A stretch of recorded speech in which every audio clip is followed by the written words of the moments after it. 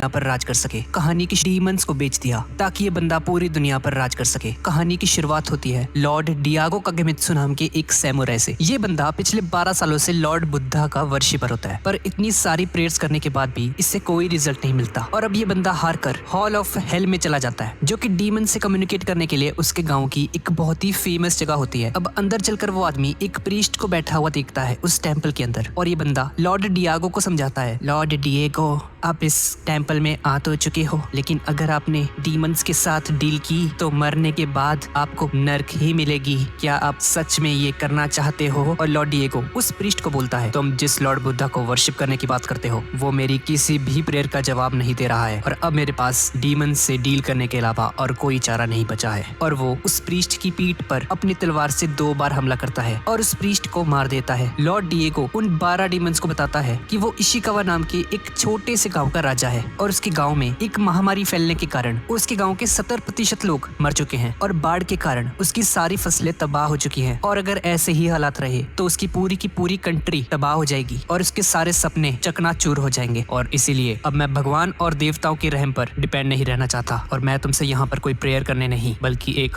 Deal करने आया हूँ। लॉर्ड डिएगो उन 12 डीमंस को कहता है, अगर तुम मेरी जमीन को प्रोटेक्ट करोगे और मुझे इस पूरी कंट्री का राजा बना दोगे तो बदले में मैं तुम्हें कुछ भी देने को तैयार हूँ। क्या तुम्हें सुनाई दे रहा है? और तभी वहाँ पर बिजली चमकने लगती है जो कि लॉर्ड डिएगो के माथे से जाकर टकराती है और उसके माथे पर क्रॉस का एक साइन बन जाता है और उसके माथे से खून निकलने लग जाता है। दूसरी तरफ हमें लॉर्ड डिएगो की वाइफ को दिखाया जाता है जो कि एक बच्चे को जन्म देती है। अब शुरुआत में तो ये बच्चा बिल्कुल नॉर्मल होता है, लेकिन तभी उस बच्चे पर एक जोर की बिजली गिर जाती है। तभी लॉर्ड डिएगो भी वहाँ पर आ जाता है और वह देखता है कि एक नर्स उस कमरे से बाहर की तरफ भाग रही होती है डरकर। लॉर्ड डिएगो सोचता है कि भाई क्या हो गया इसे, ऐसा क्या देख लिया इसने। और अब लॉर्ड डिएगो जल्दी से अपने बच्चे को देखने के लिए उस कमरे के अंदर जाता है और अब लॉर्ड डिएगो जैसे ही उस बच्चे से वो कपड़ा हटाता है तो वो देखता है कि उस बच्चे की आंख, नाक, बॉडी, स्किन कुछ भी नहीं होता है, पर वो सांस ले रहा होता है, वो जिंदा होता है। लॉर्ड डिएगो समझ जाता है कि डीमंस ने उसकी डील को एक्सेप्ट कर लिया है, लेकिन बदले में उन्होंने इस बच्चे के सारे बॉडी पार्ट्स को ले लिया है और वो जोर जोर से हंसने लग जाता है। लॉर्ड डिएगो उस बच्चे को उसके सामने बैठी उस नर्स को दे देता है और कहता है, ये लो, इससे कहीं दूर फेंक कर आओ। उसकी पत्नी उसे समझाने की कोशिश करती है, डियर वो जैसा भी दिखता हो है तो हमारा ही बच्चा ना, प्लीज उसे मत जाने दो, प्लीज उसे मारो मत, मैं उसका ख्याल रखूंगी। लेकिन लॉर्ड डिएगो उसकी कोई भी बात नहीं सुनता और उसे नीचे गिराते हुए उसकी पत्नी उससे भीख मांगती है कि वो उसके बच्चे को उससे अलग ना करे।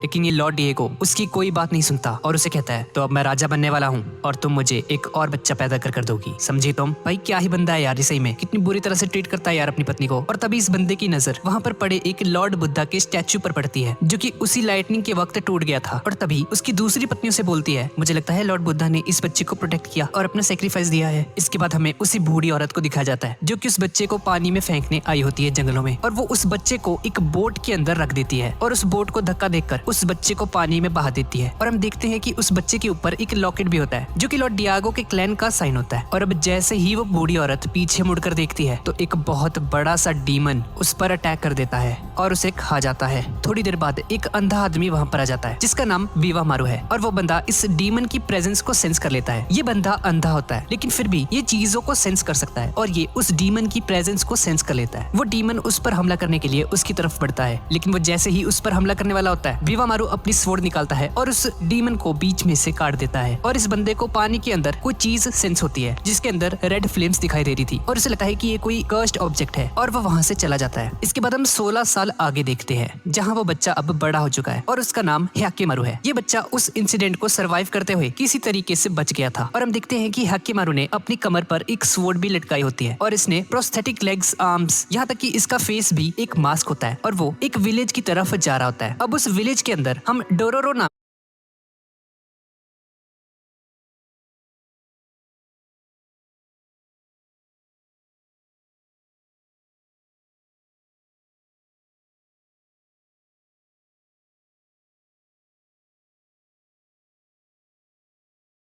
के एक लड़के को देखते हैं जो कि मार्केट के बीचों बीच चोरी का सामान बेच रहा होता है। और तभी उस सामान के असली मालिक वहाँ पर आ जाते हैं और उन्हें देखकर डोरोरो बहुत ही ज्यादा परेशान हो जाता है, लेकिन वो किसी न किसी तरीके से उन्हें चकमा देकर वहाँ से भाग जाता है। पर थोड़ी देर बाद ही वो गुंडे उससे पकड़ लेते हैं और उसे बहुत ही बुरी तरह से मारते हैं। रहम नहीं खाते यार बिल्कुल भी। और अब इसके बाद वो सभी लोग देखते हैं कि एक लड़का जो कि हैकेमारू है वो ब्रिज के ऊपर खड़ा होता है और उसे एक डीमन की प्रेजेंस सेंस होती है जो कि उसकी तरफ ही आ रहा था लेक में से। लेकिन नीचे खड़े उन लोगों को कुछ भी समझ नहीं आता कि आखिर किसे देख रहा है भाई, क्या है ये बंदा, किसे देख रहा है ये। और तभी पानी में से एक डीमन बाहर आता है और उन सभी गुंडों को एक एक कर खाने लगता है। और अब जैसे ही वो डीमन डोरोरो को भी खाने लगता है तभी हैकेमारू वहाँ पर आकर उस डीमन पर अटैक करके डोरोरो को बचा लेता है। और अब उस डीमन और हैकेमारू में बहुत ही खतरनाक लड़ाई होनी शुरू हो जाती है। अब हैकेमारू अपनी स्वॉर्ड्स निकालता है जो कि उसके आर्म्स में फिट हो रखी थी और वो उस ब्रिज के साथ साथ उस डीमन को भी डिस्ट्रॉय कर देता है। और अब इसके बाद डोरोरो उससे उसकी आर्म्स लौटाने जाता है उसके पास और उसकी जान बचाने के लिए हैकेमारू को थैंक यू कहता है। लेकिन हम देखते हैं कि हैकेमारू उसे कोई भी जवाब नहीं देता क्योंकि हैकेमारू बोल ही नहीं सकता था। हैकेमारू की सारी सेंसेस को उन डीमंस ने खा लिया था और तभी अचानक से ही हैकेमारू की बॉडी शेक करने लग जाती है और उसका मास्क नीचे गिर जाता है और उसकी स्किन वापस आने लगती है, जिससे हमें पता चलता है कि हैकेमारू को अगर अपनी बॉडी को वापस लेना है तो उसे उन्हीं 12 डीमंस को मारना होगा।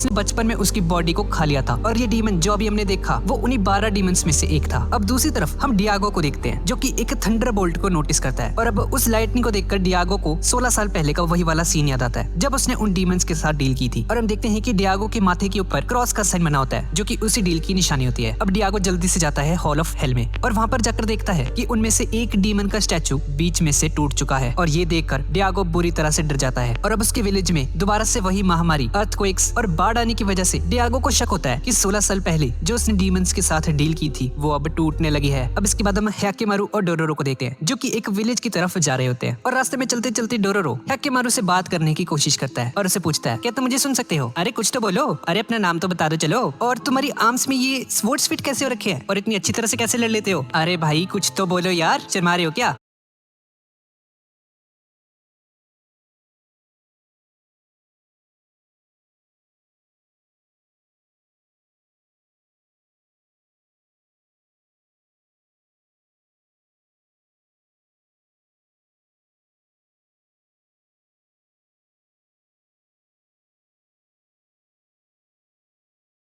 और हम देखते हैं कि हैकेमारू उसे कोई भी जवाब नहीं देता। हैकेमारू बोल ही नहीं सकता था। अब हैकेमारू को बहुत भूख लगी होती है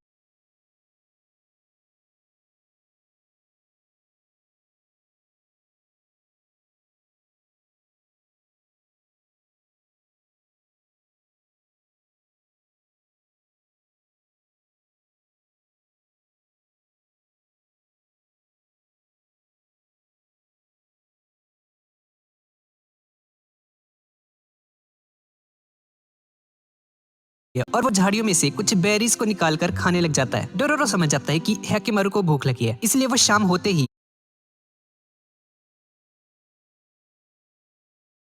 एक रिवर के किनारे कैंपिंग करते हैं। अब डोरोरो उससे फिर से बात करने की कोशिश करता है। दरअसल हैकेमारू को कोई भी चीज दिखाई तो नहीं देती है लेकिन उसे ऑब्जेक्ट्स का कलर दिखाई देता है जिससे कि वो पहचान सकता है कि कोई चीज उसके लिए खतरा है या नहीं। व्हाइट कलर वाली चीजें सेफ होती है लेकिन रेड कलर वाले ऑब्जेक्ट्स डीमंस की निशानी होती है और उसके लिए खतरनाक है। और डोरोरो की सोल का कलर किसी खतरे को इंडिकेट नहीं करता और इसीलिए वो डोरोरो पर अटैक नहीं करता कभी भी और उसे अपने पास रहने देता है। थोड़ी देर बाद सुबह हो जाती है और हम देखते हैं कि हैकेमारू मछलियों का शिकार कर रहा होता है और तभी डोरोरो को एक जॉब के बारे में पता चलता है जिससे कि वो बहुत सारा पैसा कमा सकते हैं और वो हैकेमारू को अपने साथ लेकर चलने लगता है। और रास्ते में वो उसे बताता है कि किसी मॉन्स्टर ने एक गांव में तबाही मचा रखी है और जो भी ट्रैवलर्स टूरिस्ट्स उस गांव को विजिट करने आते हैं वो लोग अचानक से ही गायब हो जाते हैं। लेकिन ऑब्वियसली हैकेमारू को कुछ भी सुनाई नहीं दे रहा होता लेकिन फिर भी हैकेमारू डोरोरो के साथ चला जाता है। अब थोड़ी देर बाद वो लोग उस गाँव में पहुंच जाते हैं और डोरोरो उस विलेज के चीफ डेनकिची से पूछता है हमने सुना है आप किसी मुसीबत में हैं, हम आपकी मदद के लिए यहाँ पर आए हैं। ये सुनकर वो चीफ और सभी विलेजर्स बहुत ही ज्यादा खुश हो जाते हैं और डोरोरो उन्हें हैकेमारू के बारे में बताता है। तो पेश है हैकेमारू, ये बहुत ही कमाल का है, इसने एक बहुत बड़े से राक्षस को अभी थोड़ी देर पहले ही मारा था, ये बहुत ज्यादा ताकतवर है। और वो विलेज का चीफ उसकी बातों पर यकीन कर लेता है। तो ठीक है छोटे उस्ताद, कल होते ही हम आपको आपके पहले मिशन पर भेज देंगे। और ये सुनकर डोरोरो बहुत ही ज्यादा खुश हो जाता है और अब इसके बाद वो लोग एक कमरे के अंदर रेस्ट करने जाते हैं। अब अगली सुबह डेनकिची उन दोनों को बताता है छोटे उस्ताद लेडी बेंडाई आपसे मिलना चाहते हैं, क्या आप रेडी है? डोरोरो पूछता है अबे कौन है ये, कौन लेडी बेंडाई, कौन है ये? अब वो दोनों लेडी बेंडाई से मिलने जाते हैं पर हम देखते हैं कि लेडी बेंडाई को देखते ही हैकेमारू अपनी स्वॉर्ड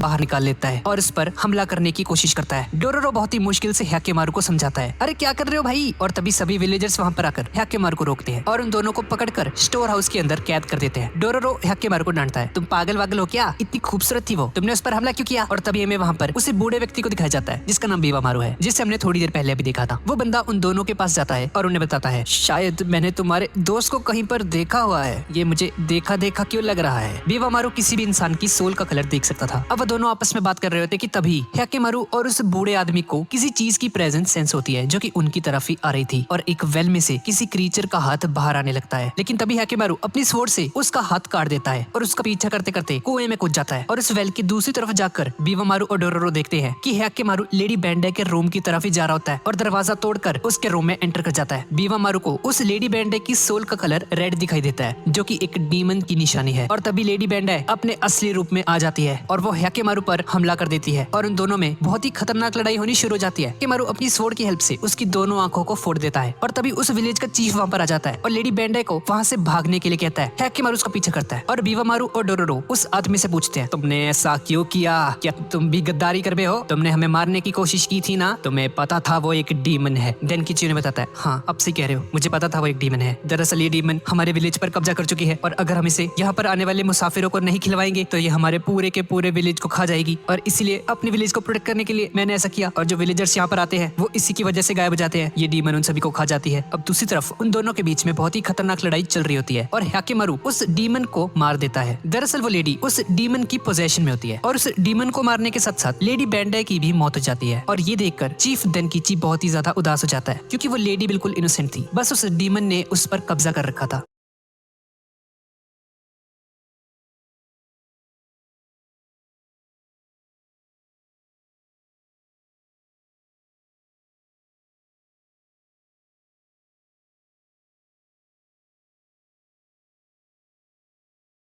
और चीफ डेनकिची ने बताता है कि उनके पास पैसे कमाने का कोई भी सोर्स नहीं है और उन ट्रैवलर्स को मारकर जो भी पैसे मिलते थे उन्हीं से उनके गांव का गुजारा चलता था, मुझे माफ कर देना। थोड़ी देर बाद वो लोग वहाँ से चले जाते हैं और डोरोरो हैकेमारू से माफी मांगता है क्योंकि उसने लेडी बैंडे पर जब अटैक किया था तब उसने हैकेमारू को बहुत ही बुरा भला कहा था, इसलिए डोरोरो उसे सॉरी कहता है। और चलते चलते हैकेमारू जमीन के ऊपर कुछ लिखता है और बीवामारू उसे सेंस कर बताता है कि तुम्हारे दोस्त का नाम हैकेमारू है और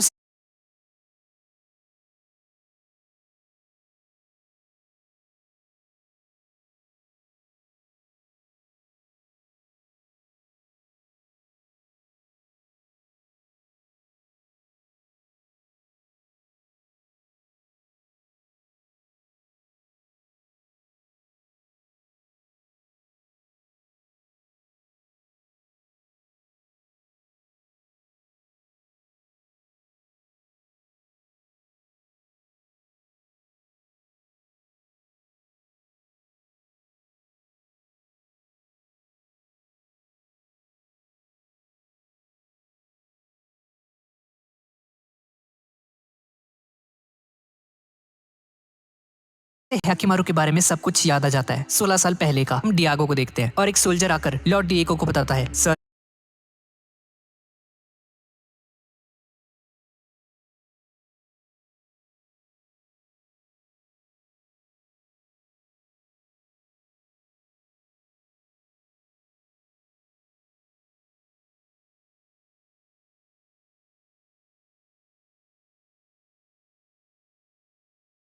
हमारे साथी विलेज ने हम पर अटैक का ऐलान कर दिया है और बहुत सारे सोल्जर्स हमारी तरफ ही आ रहे हैं हम पर हमला करने के लिए। और ये सुनकर लॉर्ड डिएगो का शक और भी ज्यादा पक्का हो जाता है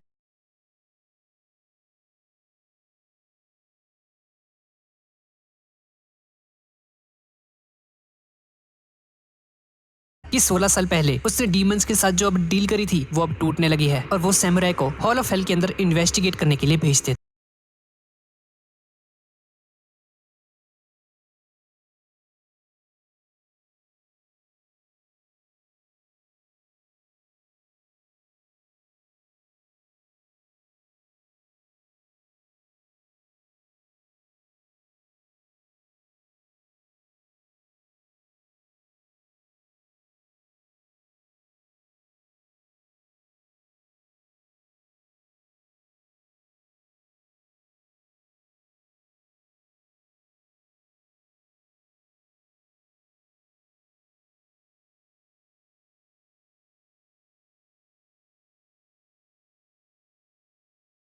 है और हम देखते हैं कि हॉल ऑफ हेल के अंदर एक और डीमन स्टैचू टूट जाता है, जिसकी वजह से हैक्केमारू की बोन्स वापस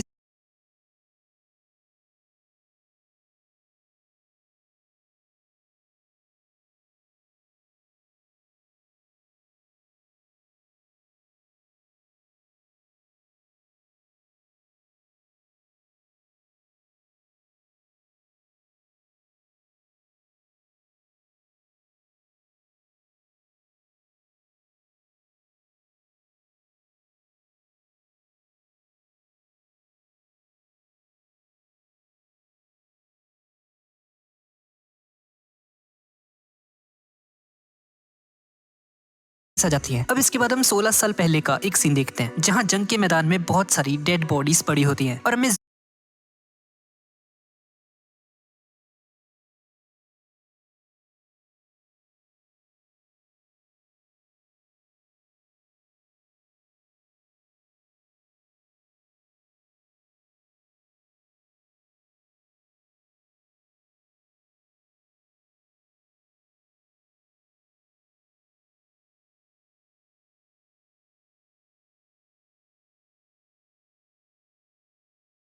ज़ुकाई नाम के एक सैमुराई को दिखा जाता है, जो कि लॉर्ड शिबा की आर्मी का लीडर होता है। ये बंदा बहुत ही बेरहमी से सभी बॉडीज को क्रूसीफाई कर रहा होता है।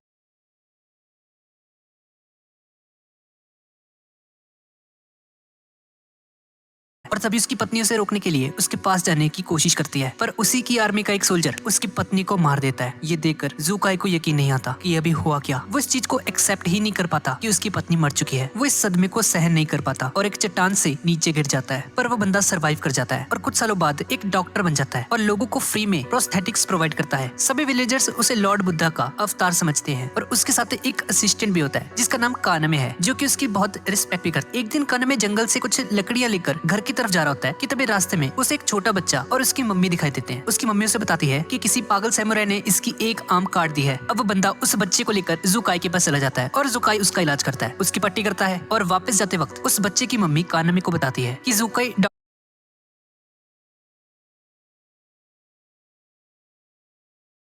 डॉक्टर बनने से पहले एक सैमुराई था और लॉर्ड शिबा की आर्मी का लीडर भी था। अब कानमे सीधा जाता है ज़ुकाई के पास और उससे पूछता है, क्या ये बात सच है कि 16 साल पहले आप लॉर्ड शिबा की आर्मी के लीडर थे? और ज़ुकाई समझ आता है कि कानमे को सब कुछ पता चल चुका है उसके पास्ट के बारे में। और ज़ुकाई उसे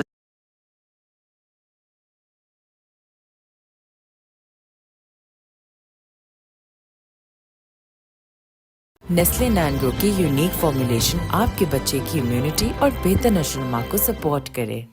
बताता है, उस चट्टान से नीचे गिरने के बाद कुछ फॉरेनर्स ने मुझे बचाया था और उनके देश में जाकर मैंने प्रोस्थेटिक लेग्स बनाने का काम सीखा ताकि मैं अपने पापों का प्रायश्चित कर सकूं। लेकिन कानमे उसे बताता है, उस शिबा क्लैन से होने वाली जंग में मेरे फादर भी थे, जिन्हें बहुत ही बेरहमी से क्रूसीफाई कर दिया गया था।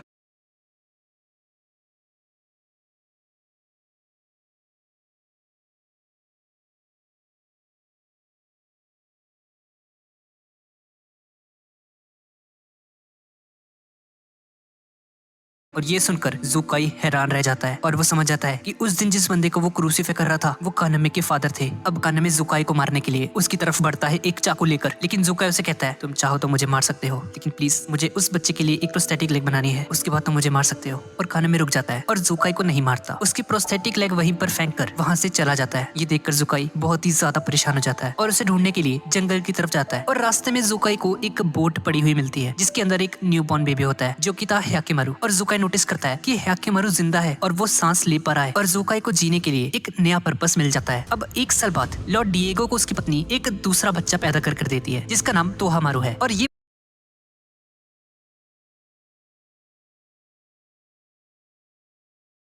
बच्चा बिल्कुल नॉर्मल होता है और ये देखकर लॉर्ड डिएगो बहुत ज्यादा खुश होता है। अब 6 साल बाद हम देखते हैं कि हैक्केमारू अब 6 साल का हो चुका है और ज़ुकाई उसे 6 सालों से पाल रहा था और हैक्केमारू के लिए उसने प्रोस्थेटिक लेग्स, आर्म्स, यहाँ तक कि एक फेस मास्क भी दिया होता है उसे। और हमें पता चलता है कि हैक्केमारू को हैक्केमारू नाम ज़ुकाई ने ही दिया होता है। अब एक दिन हैक्केमारू जंगल में टहल रहा होता है कि तभी एक डीमन उस पर हमला कर देता है, लेकिन ज़ुकाई सही टाइम पर आकर हैक्केमारू को बचा लेता है। अब ज़ुकाई को रियलाइज हो जाता है कि वो हमेशा के लिए हैक्केमारू को अपने साथ नहीं रख सकता और अगर उसे इस दुनिया में सर्वाइव करना है तो उसे स्ट्रॉन्ग बनाना होगा। इसीलिए ज़ुकाई उसे लड़ना सिखाता है और 10 सालों तक कड़ी ट्रेनिंग करने के बाद हैक्केमारू एक ट्रेंड डीमन स्लेयर बन जाता है। और डीमन स्लेयर से याद आया, डीमन स्लेयर भी तो कवर करना है भाई, उसकी वीडियो भी बहुत ही जल्द आने वाली है। अब एक पर्टिकुलर डीमन को मारने के बाद हैक्केमारू की एक टांग ग्रो हो जाती है। ज़ुकाई को ये देखकर अपनी आंखों पर यकीन नहीं आता। ये कैसे हो सकता है भाई, ये तो इम्पॉसिबल है। तुम्हारी टांग रीजनरेट कैसे हो रही है? अब ज़ुकाई हैक्केमारू की दोनों आर्म्स में स्वॉर्ड्स फिट कर देता है और उसे एक लॉकेट भी दे देता है जो कि उसे 16 साल पहले उसी के गले में लटका हुआ मिला था उस बोट के अंदर। अब ज़ुकाई उसे आखिरी बार गले लगाता है और हैक्केमारू वहाँ से चला जाता है हमेशा के लिए। अब स्टोरी प्रेजेंट टाइमलाइन में शिफ्ट हो जाती है और हम बीवामारू और डोरोरो को देखते हैं। बीवामारू डोरोरो को बताता है कुछ लोगों ने डीमंस के साथ कोई डील की होगी जिसकी वजह से उन डीमंस ने इस बेचारे की सभी बॉडी पार्ट्स को खा लिया। तभी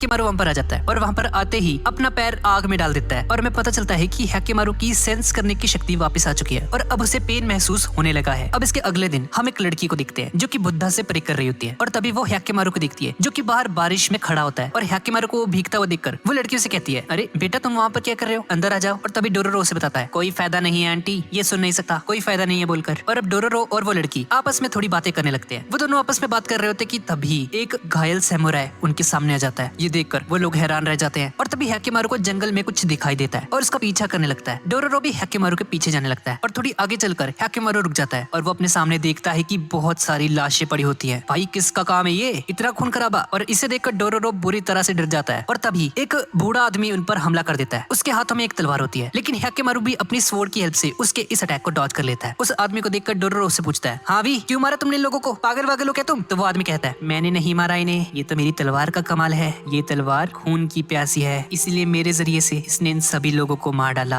और तभी डोरोरो कहता है, भाई तू क्या ही बंदा है यार, कोई तलवार खून की प्यासी हो सकती है? बच्चा हूँ पर पागल नहीं हूँ, चल निकल यहाँ से। वो बंदा कहता है, ये कोई मामूली तलवार नहीं है, ये एक शैतानी स्वॉर्ड है। और ये बोलकर वो बंदा हैक्केमारू पर हमला कर देता है। हैक्केमारू भी उससे लड़ने लगता है और फाइट करते करते वो दोनों एक पहाड़ी पर पहुंच जाते हैं। वो बंदा हैक्केमारू पर हमला करके उसकी टांग में अपनी तलवार को घुसा देता है और उस आदमी के हाथ से वो तलवार उस प्रोस्थेटिक लेग के साथ साथ नीचे गिर जाती है और वो आदमी भी उस पहाड़ी से नीचे गिर जाता है। तभी डोरोरो वहाँ पर पहुंच जाता है और उसे कहता है, अरे मारती तुमने उसे, रुको मैं तुम्हारी टांगे लेकर आता हूँ वापस। और डोरोरो ढूंढता ढूंढता हैक्केमारू के पैर के पास आ जाता है और वो दिखता है कि उस पैर के अंदर तलवार घुसी हुई थी। और अब जैसे ही डोरोरो उस तलवार को उस पैर से अलग करने की कोशिश करता है तो वो तलवार चमकने लग जाती है। और इसके बाद हम उस लड़की को देखते हैं जो कि हैक्केमारू और डोरोरो को ढूंढ रही होती है जंगल में। तभी उसे वही आदमी दिखाई देता है और उसे भाई कहकर बुलाती है, जिससे हमें पता चलता है कि ये बंदा इस लड़की का भाई है। इसके बाद हम डोरोरो को देखते हैं जिसे वो तलवार खींच कर कहीं पर ले जा रही होती है। डोरोरो कहता है, अरे कहाँ लेकर जा रही हो मुझे, छोड़ो मुझे, अरे क्या मुसीबत है। और तभी दो आदमी डोरोरो के सामने आ जाते हैं और वो डोरोरो से पूछते हैं, ओए बालक इतनी रात को क्या कर रहे हो यहाँ पे, गुम हो गए हो क्या तुम? डोरोरो कहता है, अरे मेरे सामने मत आओ, जाओ यहाँ से। और देखते ही देखते वो तलवार उन दोनों पर हमला करने की कोशिश करती है और वो दोनों डरकर वहाँ से भाग जाते हैं। डोरोरो कहता है, नहीं मैं तुम्हें ऐसा नहीं करने दूंगा, मैं तुम्हें किसी भी मासूम को नहीं मारने दूंगा, रुक जाओ। पर वो तलवार रुकती नहीं है और वो डोरोरो को और भी आगे ले जाने लगती है जंगल में। और पीछे से हैक्केमारू भी डोरोरो को देख लेता है, एक गाँव की तरफ बढ़ने लगता है, उसी गाँव में जिसमें वो लड़की और उसका भाई है। अब वो सभी लोग डोरोरो को देख लेते हैं और चिल्लाने लगते हैं, सभी लोग छुप जाओ, किलर आ चुका है। और हम डोरोरो को देखते हैं जो कि बहुत ज्यादा डरा होता है। और तभी हैक्केमारू भी वहाँ पर आ जाता है और अब डोरोरो हैक्केमारू को देखकर बहुत ज्यादा खुश हो जाता है कि अब फाइनली चलो वो बच जाएगा। लेकिन वो देखता है कि हैक्केमारू अपनी दोनों की दोनों स्वॉर्ड्स निकाल लेता है, जिसे देखकर डोरोरो की फट जाती है। और फिर हम उस लड़की और उसके भाई को देखते हैं और वो लड़की उसे कहती है, चलो भाई अब हम घर चलते हैं इस गाँव को छोड़कर। लेकिन उसका भाई कुछ नहीं कहता। और तभी हमें इस बंदे का फ्लैशबैक दिखाया जाता है पास्ट का और हम देखते हैं कि इस बंदे को बंदी बना रखा होता है और एक सैमुराई उसे एक आदमी की जान लेने के लिए कहता है, लेकिन ये बंदा उसको मारने से मना कर देता है। और फिर वो कमांडर उसे एक तलवार देता है और ये बंदा जैसे ही उस तलवार को उठाता है तो वह तलवार खुद ब खुद ही चलकर उस बंदे को जान से मार देती है। और ये वही तलवार थी जो इस वक्त तबाही मचा रही है उस गांव में। और वो कमांडर उसे बताता है, बिल्कुल ऐसे ही मारना है इसे, ये तलवार जैसे ही खून के कांटेक्ट में आती है और भी ज्यादा तेज हो जाती है। और अब वो आदमी जितने भी लोग वहाँ पर होते हैं सभी को मार देता है। और वो कमांडर उस तलवार का नाम नीरू बताता है और वो कमांडर कहता है, नहीं बात नहीं बनी, इस तलवार को और खून चाहिए। और अब ये बंदा वहाँ पर मौजूद सभी सैनिकों को भी मार देता है। इसके बाद वो तलवार उसे और खून करने को कहती है और इस तरफ प्रेजेंट में डोरोरो हैक्केमारू पर हमला कर रहा होता है। और तभी वो तलवार डोरोरो को कहीं और ले जाने लगती है, लेकिन हैक्केमारू उसका पीछा करके उस पर हमला करने लगता है। और दूसरी तरफ हम देखते हैं कि वो आदमी वहाँ से जाने लगता है कि तभी उसकी बहन उसे रोक लेती है और कहती है कि यहाँ से मत जाओ भैया प्लीज। लेकिन वो आदमी उसे नीचे गिरा देता है और कहता है, नहीं नीरू मुझे बुला रही है, मुझे जाना होगा। और वो आदमी वहाँ से बाहर चला जाता है। और दूसरी तरफ हैक्केमारू डोरोरो पर हमला कर रहा होता है और हैक्केमारू एक जोरदार वार करके उस तलवार को डोरोरो के हाथ से छुड़ा देता है और वो तलवार दूर गिर जाती है और डोरोरो बेहोश हो जाता है। हैकिमारू उसे पकड़ता है और उसे पास में ही लिटा देता है और तभी वो आदमी वहाँ पर आकर उस स्वॉर्ड को उठा लेता है फिर से और कहता है ये स्वॉर्ड सिर्फ मेरी है।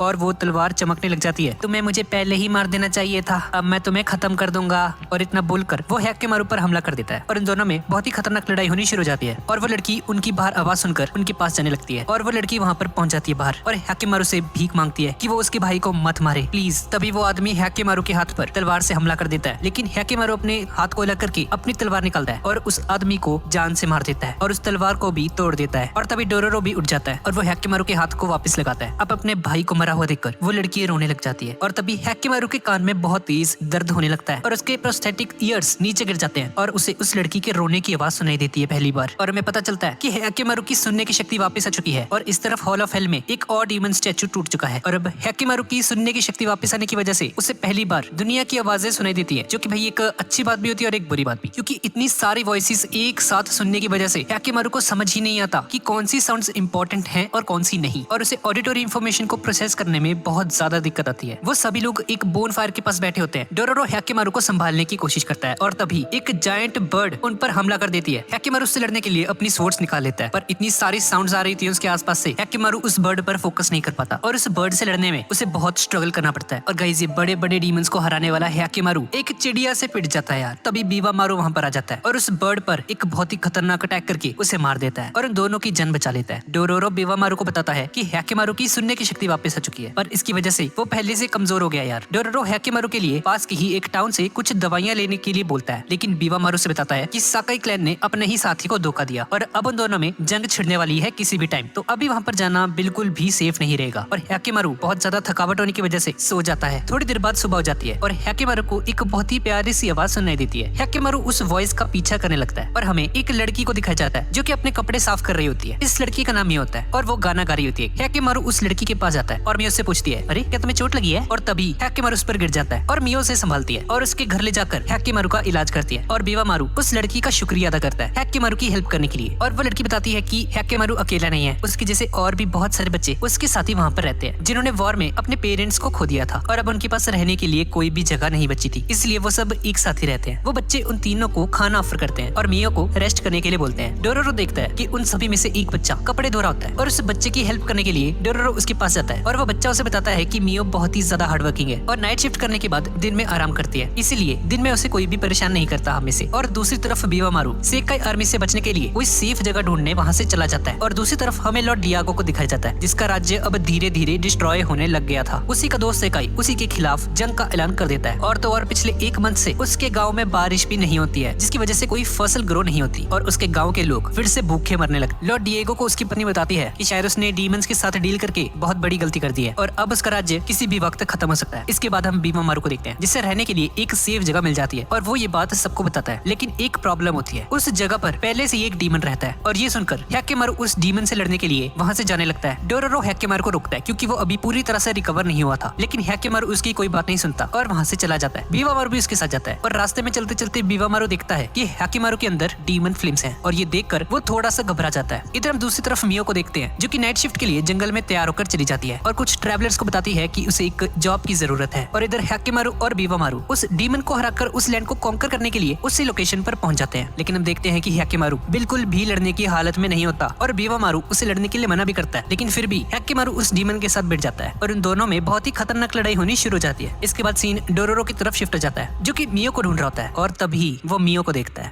और मियो को देखकर उसे अपनी आंखों पर यकीन नहीं आता। दरअसल मियो एक प्रोस्टिट्यूट होती है जिसकी वजह से ही वो नाइट में काम करती है और किसी को भी उसकी इस नाइट शिफ्ट के बारे में नहीं पता होता और ये देखकर डोरोरो बहुत ही ज्यादा डिसअपॉइंट हो जाता है। इस तरफ हैकिमारू और उस डीमन के बीच में बहुत ही खतरनाक फाइट होनी शुरू हो जाती है। वो डीमन हैकिमारू की एक टांग खा जाता है और उसकी राइट लेग अब पूरी तरह से टूट चुकी है और इस तरफ डोरोरो वापस घर की तरफ जाने लगता है जो कि मियो को उस हालत में देखकर बहुत ही ज्यादा डिस्टर्ब हो जाता है और रास्ते में उसे प्रीस्ट और हैकिमारू मिलते हैं और डोरोरो देखता है कि हैकिमारू की राइट लेग बुरी तरह से टूट चुकी है और ये देखकर डोरोरो बहुत ही ज्यादा डर जाता है। वो प्रीस्ट उसे बताता है कि मैंने इसे मना किया था भाई, उससे फाइट मत कर, तेरी हालत ठीक नहीं है और मैंने इसे बहुत रोकने की कोशिश की लेकिन इसने मेरी एक नहीं सुनी और अपना ये हाल कर बैठा है। अब पर एक अच्छी न्यूज भी है, इसकी राइट लेग तो टूट चुकी है लेकिन इसकी वॉइस वापस आ चुकी है। अब अगले सुबह हमें मियो को दिखाया जाता है जो कि अपनी नाइट शिफ्ट कंप्लीट करके घर वापस आ जाती है और उन सभी में से एक बच्चा उसे बताता है कि हैकिमारू बहुत ही ज्यादा घायल है और मियो जल्दी से हैकिमारू के पास जाकर उसका इलाज करती है। डोरोरो को मियो की आर्म पर ब्रूसेस दिखाई देते हैं है, जिसे देखकर उसे मियो का कल रात वाला सीन याद आ जाता है और मियो समझ जाती है कि डोरोरो ने उसे देख लिया था कल रात को और डोरोरो वहाँ से चला जाता है। इसके बाद हम डियागो को देखते हैं, जिसका दूसरा बेटा तोहामारू उसे वॉर में उसके साथ जाने के लिए कहता है, पर डियागो से कहता है तुम्हें अभी बहुत ज्यादा ट्रेनिंग की जरूरत है बच्चे, तुम नहीं चल सकते अभी। तोहामारू अपनी मॉम को कहता है कि वो डियागो को समझाए कि उसे भी वॉर में जाना है, लेकिन उसकी मॉम भी उसे मना कर देती है और तोहामारू अपनी मॉम से कहता है आपको मेरी कोई फिक्र नहीं है और आप मुझसे बिल्कुल भी प्यार नहीं करती हो, और तोहामारू गुस्सा होकर वहाँ से चला जाता है। इसके बाद हम एक फ्लैशबैक देखते हैं जब बचपन में तोहामारू एक पेड़ के ऊपर चढ़ रहा होता है और वो नोटिस करता है कि उसकी मम्मी उस पर बिल्कुल भी ध्यान नहीं दे रही होती और बस उससे टूटे हुए लॉर्ड बुद्धा के स्टैचू को प्रे करती रहती थी बस, और उससे शक होती है कि लॉर्ड डिएगो और उसकी मम्मी उससे कुछ छुपा रहे हैं। इसके बाद हम हैकेमारू को देखते हैं जो कि उस डीमन से बुरी तरह से हारने के बाद फ्रस्ट्रेट होकर फिर से चलने की कोशिश करता है, लेकिन जैसे ही वो एक कदम बढ़ाता है वो गिर जाता है और तभी मियो वहाँ पर आकर उससे रोकती है और उससे कहती है बस तुम आराम करो यार, मत करो ये, और वो हैकेमारू को वही गाना गाकर सुनाती है जो कि उसका फेवरेट होता है। और थोड़ी देर बाद बीवामारू वहाँ से जाने लगता है और जाते जाते वो डोरोरो को बताता है कि हैकेमारू की सोल के अंदर डीमन फ्लेम्स हैं और तुम बस दुआ करो कि उन डीमन फ्लेम्स की वजह से वो एक मॉन्स्टर में ना बदल जाए, और ये बोलकर बीवामारू वहाँ से चला जाता है। अब थोड़ी देर बाद मियो डोरोरो से मिलने वहाँ पर आती है और मियो से कहती है तो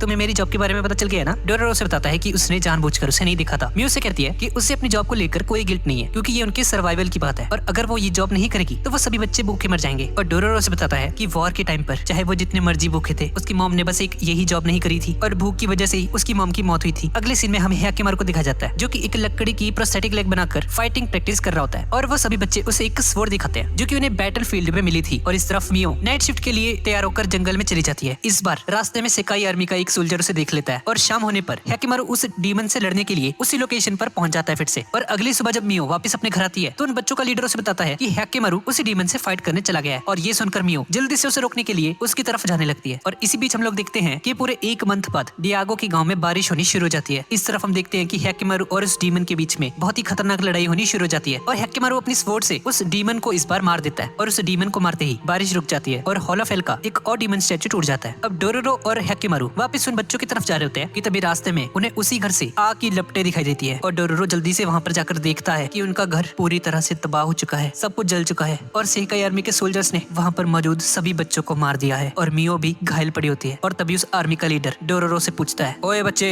क्या तुम भी इन्हीं के साथी हो? ये लड़की हमारे कैंप में इलीगल धंधा करने आती थी इसीलिए हमने इसे मार दिया। अब डोरोरो भागकर मियो की तरफ जाने लगता है और तभी उनका लीडर डोरोरो को मारने ही वाला होता है कि तभी हैकेमारू वहाँ पर आ जाता है और उस सोल्जर की राइट आर्म को काट देता है और वो सभी सोल्जर्स हैकेमारू को घेर लेते हैं और डोरोरो मियो को उठाने की कोशिश करता है। और अब हैकेमारू को देखकर मियो वही गाना गाने लगती है जो कि हैकेमारू का फेवरेट होता है और हैकेमारू मियो की दर्द भरी आवाज सुनकर उसे पहचान लेता है कि वो मियो ही है और अब मियो मरने वाली है। और जैसे ही हैकेमारू को इस चीज की रियलाइजेशन होती है तो वो एकदम रेज से भर जाता है और एक डीमन की तरह वहाँ पर मौजूद सभी के सभी सैनिकों को अपने ब्लेड से चीरने लग जाता है। हैकेमारू एक मॉन्स्टर में बदलने ही वाला होता है कि तभी डोरोरो वहाँ पर आकर हैकेमारू को संभालता है और उसे शांत करता है और अभी हैकेमारू आखिरी बार मियो को अपने गले से लगाता है। हैकेमारू को मियो की मौत पर बहुत ही ज्यादा बुरा लग रहा होता है बेचारी मियो, और वो दोनों मियो और उन सभी बच्चों को आखिरी बार गुड बाय कहकर वहाँ से चले जाते हैं और वो दोनों बहुत ही ज्यादा दुखी होते हैं। और अब कुछ दिनों तक चलने के बाद हम देखते हैं कि हैकेमारू अलग अलग चीजों को सूंघने की कोशिश कर रहा होता है और तभी डोरोरो से कहता है ओए क्या कर रहे हो, ये छोड़ो से छोड़ो। और अब हैकेमारू डोरोरो को ही सूंघने लगता है जिसकी वजह से डोरोरो से कहता है अबे ओ पीछे हो तू, क्या कर रही है? और तभी थोड़ी देर बाद ही डोरोरो बेहोश हो जाता है और नीचे गिर जाता है। डोरोरो को बहुत ही तेज बुखार होता है। अब इसके बाद हैकेमारू डोरोरो को कंधे पर उठा लेता है। वो रास्ते में लोगों से हेल्प मांगता है लेकिन किसी को भी समझ नहीं आता कि हैकेमारू कहना क्या चाहता है उन्हें, जिसकी वजह से कोई भी उसकी मदद नहीं कर रहा होता। इसके बाद वो थक हार कर एक जगह पर आकर बैठ जाता है और तभी एक औरत वहाँ पर आ जाती है और वो औरत देखती है कि डोरोरो बेहोश पड़ा है और उसे बहुत ही तेज बुखार है, इसीलिए वो औरत डोरोरो को अपने घर ले आती है और उसका इलाज करती है। और तभी डोरोरो को होश आ जाता है और वो औरत उसे कहती है अरे उठ गए तुम, चिंता मत करो, तुम्हारा दोस्त पानी लेने गया तुम्हारे लिए। और तभी हैकेमारू वहाँ पर आ जाता है और तभी डोरोरो उस औरत को देखकर कहता है आप बिल्कुल मेरी मम्मी की तरह हो। जिसके बाद हम डोरोरो की लाइफ का एक फ्लैशबैक देखते हैं जहाँ हम देखते हैं कि डोरोरो अपने पापा मम्मी और अपने सभी विलेजर्स के साथ होता है और डोरोरो अपने फादर से पूछता है पापा पापा क्या आप मुझे अगली बार वॉर में लेकर जाओगे? और उसका पापा उसे कहता है हाँ हाँ बेटे, अपनी मॉम से परमिशन मांग लो फिर मैं तुम्हें ले चलूंगा बेटा। दो आदमी वहाँ पर आते हैं और उन्हें बताते हैं कि कुछ सैमुराइज उन पर हमला करने के लिए आ रहे हैं। अब कुछ विलेजर्स उन सैमुराई से फाइट करते हैं, कुछ सैमुराइज मर जाते हैं और कुछ सर्वाइव कर जाते हैं। और इसके बाद डोरोरो के पिता डोरोरो और उसकी मॉम को कहते हैं हमें अब यहाँ से चलना होगा, ये जगह बिल्कुल भी सेफ नहीं है, कुछ नए लोगों को भी हमें अपने साथ जोड़ना होगा। दरअसल उस टाइम पर जो भी सैमुराइज अपने राजा को खो देते थे वो अपनी नई नई कम्युनिटीज बनाते थे और उनके साथ बहुत सारे लोग भी जुड़ जाते थे डर की वजह से। अब कुछ टाइम बाद हम देखते हैं कि दो क्लैंस के बीच में फाइट चल रही होती है और डोरोरो के फादर इस फाइट का फायदा उठाकर उन पर हमला करने के बारे में सोचते हैं, लेकिन वो सोल्जर्स उन्हें देख लेते हैं और उन पर तीरों से हमला करके उन्हें मार देते हैं। और अब पूरे विलेज में सिर्फ डोरोरो की फैमिली ही बची थी और हमें पता चलता है कि ये बंदा जो कि डोरोरो के फादर का का एक दोस्त था पहले। ये बंदा गद्दारी कर बे है और उसने पहले से ही प्लान बना रखा था उन क्लैन मेंबर्स के साथ मिलकर। और इस बंदे का नाम है इताची। क्या यार ये इस दुनिया में सारे गद्दारी कर बे हैं क्या? ये इताची डोरोरो के फादर को कहता है, भाई इस दुनिया में तुम्हारे जैसे लोगों के लिए कोई जगह नहीं है, तुम बहुत ही कमजोर हो, अब तुम्हें मर जाना चाहिए। पर डोरोरो के फादर इस बंदे के काफी क्लोज फ्रेंड होते हैं, इसलिए वो उन्हें जिंदा छोड़ देता है। इसके बाद वो तीनों वहाँ से जाने लगते हैं और उन्हें काफी भूख लगी होती है, इसलिए वो मरे हुए सोल्जर्स की जेब में से खाना चुरा कर खाते थे। इसके कुछ दिनों बाद ही वो लोग एक छोटे से गाँव में पहुंच जाते हैं और तभी वहाँ पर बहुत सारे सैमुराइज आ जाते हैं जो कि उस गाँव को जला देते हैं। वो तीनों भी वहाँ से जाने लगते हैं कि तभी एक सैमुराई डोरोरो के फादर को पहचान लेता है और उस पर हमला कर देता है। डोरोरो के फादर उसे मार देते हैं और तभी बाकी के सैमुराइज भी डोरोरो के फादर पर हमला कर देते हैं। और कुछ देर की फाइट के बाद एक सैमुराई उसकी पीठ के पीछे एक लकड़ी का भाला घुसा देता है, जिसकी वजह से उसकी मौत हो जाती है। इसके बाद डोरोरो और उसकी माँ उसे दफना देते हैं और वहाँ से आगे चले जाते हैं। वो दोनों काफी दिनों तक इधर उधर भटकते हैं और अब वो लोग बहुत ही ज्यादा भूखे होते हैं। रास्ते में उन्हें एक आदमी मिलता है जो उन्हें बताता है कि सामने लंगर लगा हुआ है और बहुत सारे सैमुराइज मुफ्त में खाना बांट रहे हैं, तो जाओ तुम लोग वहाँ पर जाकर खाना खा लो। फिर वो दोनों वहाँ पर जाकर देखते हैं कि वहाँ पर तो बहुत बड़ी लाइन लगी हुई है और हम देखते हैं कि वो जो लोग खाना बांट रहे होते हैं उनमें इताची भी होता है, वही गद्दारी कर बे बंदा। इताची डोरोरो की मॉम को पहचान लेता है और उसे पूछता है, हाँ भी कहाँ है तेरा पति? लेकिन वो चुप रहती है और इससे उसे पता चल जाता है कि उसका हस्बैंड मर चुका है। अब डोरोरो की मॉम आगे जाकर खाना मांगने लगती है और वो सैमुराई कहता है, क्या तुम्हारे पास कोई कटोरी वगैरह तो है नहीं, किसमें दूं तुम्हें, हाथों में? तो डोरोरो की माँ सच में अपने हाथों को आगे कर देती है और अपने हाथों पर ही वो गरम गरम खाना पकड़ती है और ये देखकर सभी लोग हैरान रह जाते हैं। और तब वो उस खाने को डोरोरो के पास लेकर आती है और उसे खाने को देती है। इस औरत के लिए रिस्पेक्ट है यार, मतलब कितना सेक्रीफाइस करती हैं यार मॉम्स अपने बच्चों के लिए। अब इसके बाद डोरोरो और उसकी मॉम आगे बढ़ने लगते हैं, लेकिन डोरोरो की मॉम ने पिछले 10 दिनों से कुछ भी नहीं खाया होता, जिसकी वजह से उसकी मॉम जमीन पर गिर जाती है और उनकी मौत हो जाती है। और डोरोरो अपनी मॉम को मरा हुआ देखकर बहुत ही ज्यादा दुखी हो जाता है और रोने लग जाता है और अपनी